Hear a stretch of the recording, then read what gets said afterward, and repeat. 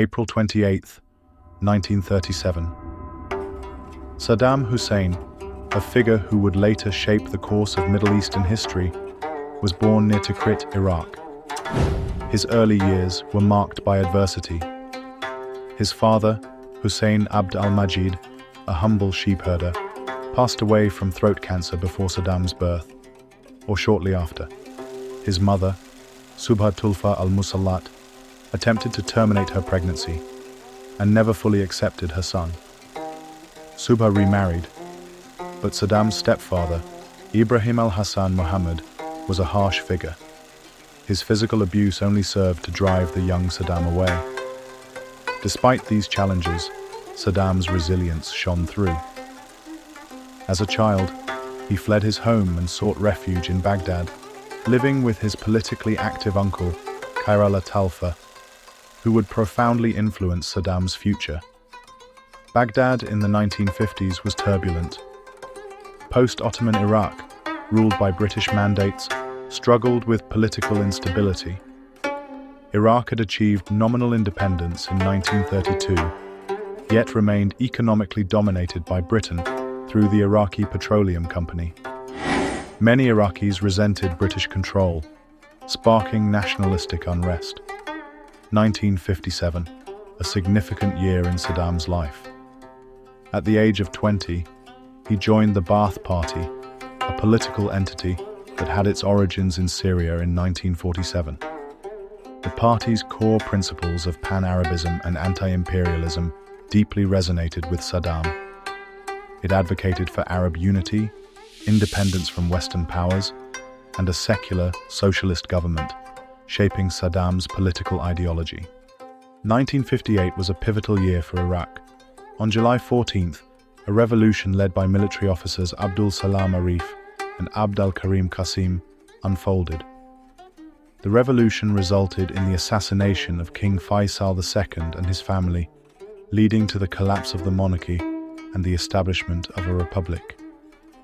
However, the transition was far from smooth, with multiple factions, including communists and Ba'athists, vying for control, setting the stage for Iraq's turbulent political landscape.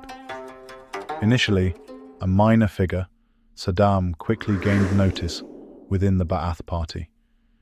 His ambition and ruthlessness became evident early. On October 7, 1959, Saddam participated in an assassination attempt against Prime Minister Abd al-Karim Qasim. The attack failed. Qasim survived. Saddam was shot in the leg but escaped capture. After the assassination attempt, Saddam fled to Syria and then to Egypt.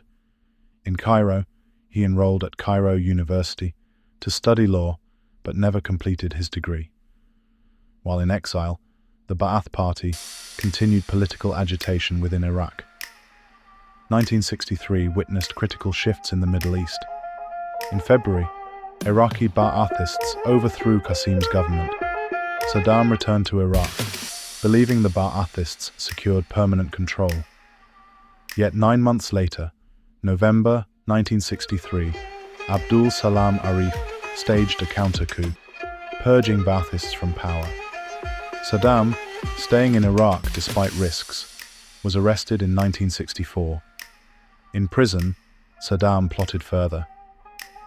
Convicted for involvement with the banned Ba'ath Party and sentenced to several years in jail, Saddam was implicated again in plotting to assassinate President Arif.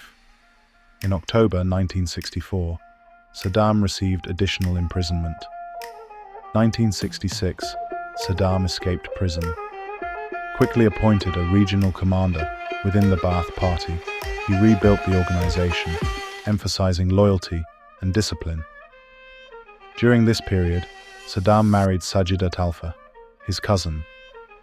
Their union produced 5 children, sons Uday and Qusay, and daughters Ragad, Rana, and Hala. July 17, 1968. Another Ba'athist coup, this one decisive. The Six-Day War of 1967 had destabilized the Middle East, weakening pro-Western Arab regimes. The Iraqi Ba'athists seized power decisively, removing pro-American influence. Ahmed Hassan al-Bakr became president. Saddam, his trusted cousin, quickly rose to vice president. Under the Ba'athist rule, Saddam proved indispensable. His power expanded rapidly as he oversaw national security. Saddam launched purges against rivals within the party, consolidating al-Bakr's government. Loyalists replaced opponents, cementing Saddam's influence throughout Iraq's political and military structures. In the 1970s, Saddam spearheaded a strategic economic transformation. Iraq, with its vast oil reserves, was still under significant British and American control.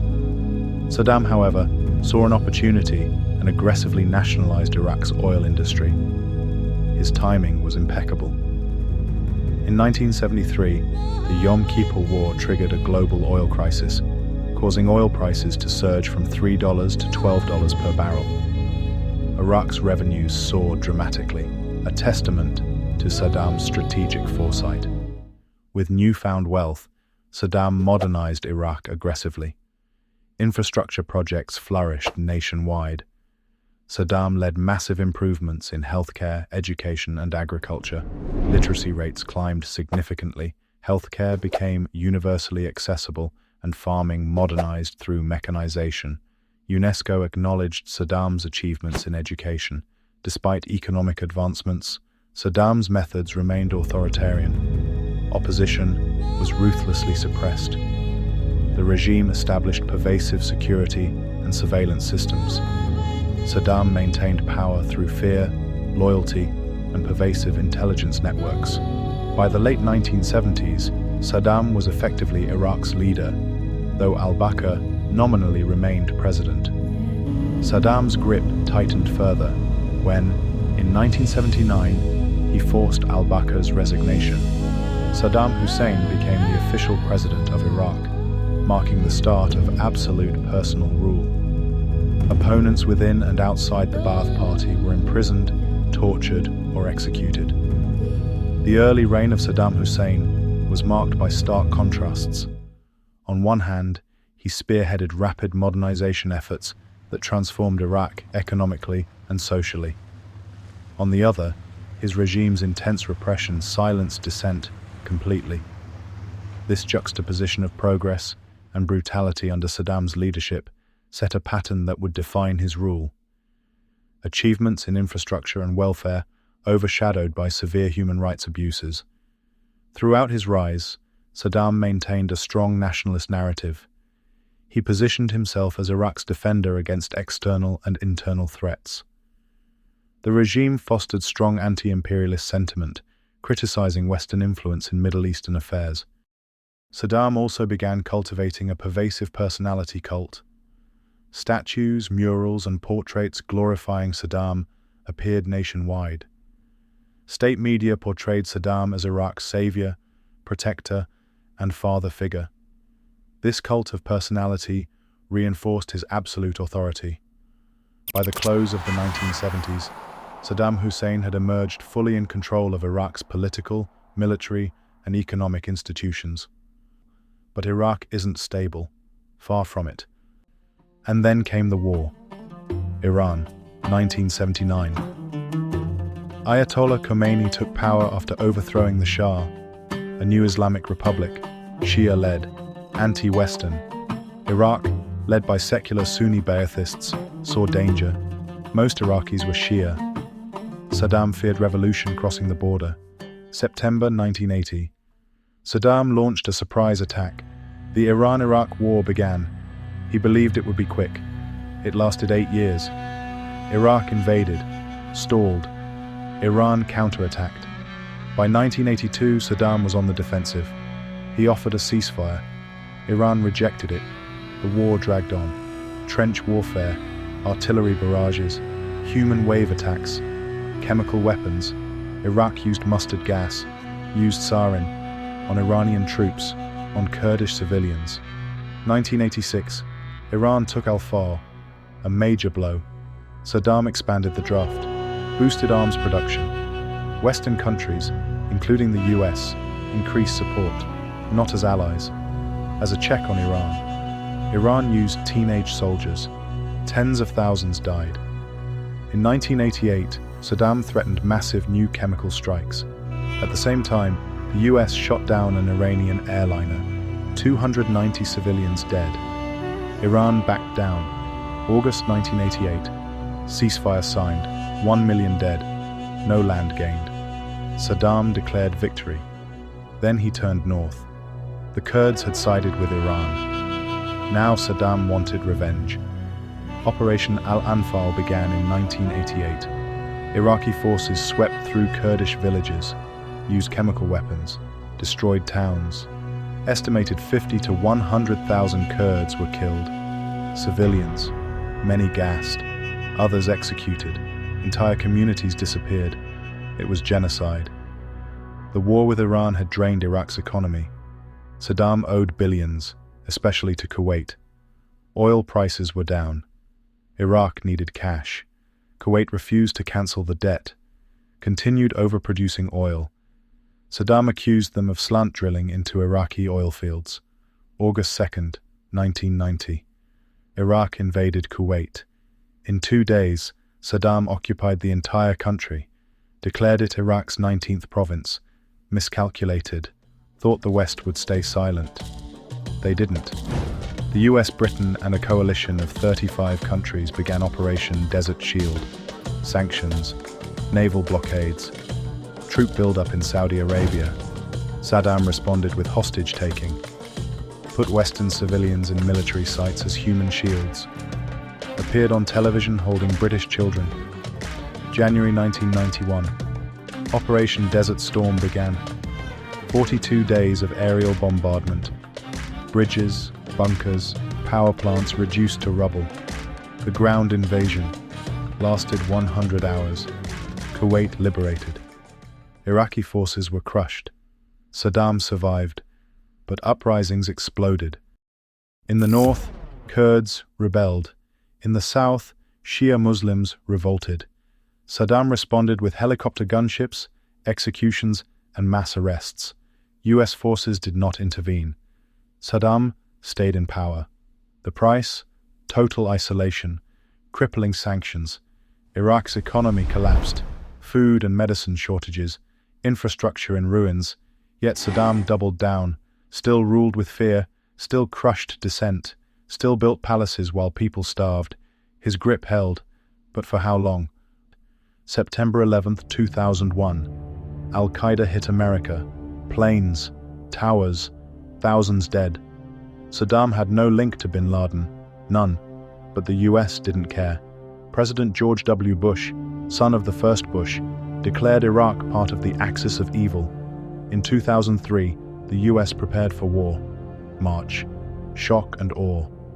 Bombs lit up Baghdad. Ground troops stormed in from the south. Coalition forces, US troops, British troops, Peshmerga Kurds, disaffected Iraqis.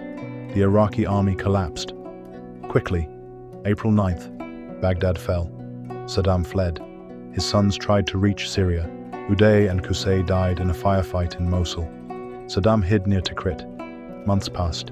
He eluded capture until December 13th, Operation Red Dawn. They found him in a hole, disheveled, defeated, pulled from the dirt. He was sent to Camp Cropper, held with other Ba'athist leaders, awaited trial. October 2005. The Iraqi Special Tribunal convened.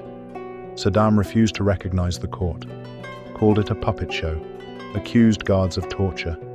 One of his lawyers was murdered. He went on a hunger strike. Still, the trial continued. November 6th, 2006. Guilty. Crimes against humanity. Death sentence. His appeal failed. Execution set within 30 days.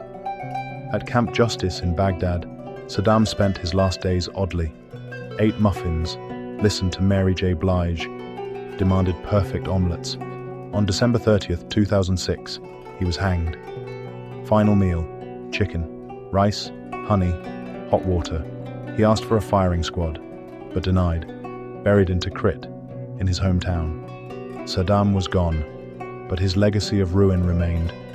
He ruled with fear, led Iraq into war, invaded Iran, invaded Kuwait, gassed his own people, left a shattered nation.